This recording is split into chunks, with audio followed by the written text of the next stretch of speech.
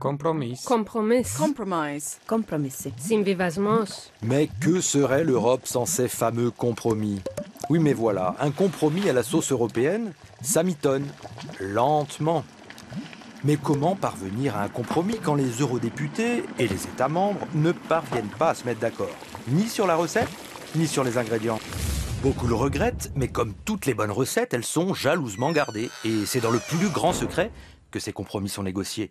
Dans le jargon européen, on appelle ça la conciliation. Concilier. Vermittlung. Mais pourquoi ces négociations ont-elles lieu à huis clos, me direz-vous? L'idée est souvent avancée est que mieux vaut un accord, même à minima, que pas d'accord du tout. D'autant que ces compromis ont souvent des conséquences très directes pour les Européens. Mais au fait, quand décide-t-on qu'il faut entrer en conciliation?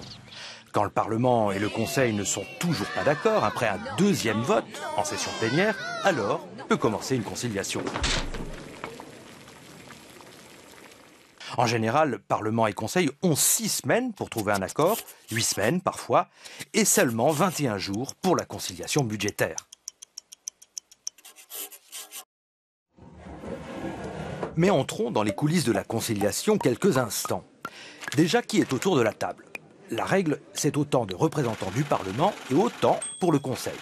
Avec l'arrivée de la Croatie, cela fait donc au moins 56 personnes autour de la table. Après une conciliation, 2 possibilités. Premier cas de figure, les délégations du Parlement et du Conseil trouvent un accord. Mais chaque institution doit ensuite valider formellement l'accord dans les 6 semaines. Deuxième cas de figure, il n'y a pas d'accord. Dans ce cas-là, la proposition est caduque. Mais c'est extrêmement rare. À ce stade, la Commission européenne, qui est la seule à pouvoir proposer des textes de loi, décide ou non de faire une nouvelle proposition.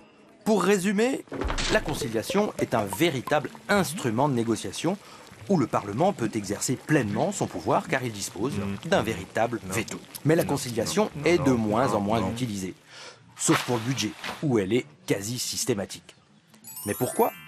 Parce que les institutions européennes préfèrent négocier en trilogue, bien avant que le Parlement ne se prononce en première lecture. Mais ça, c'est une autre histoire.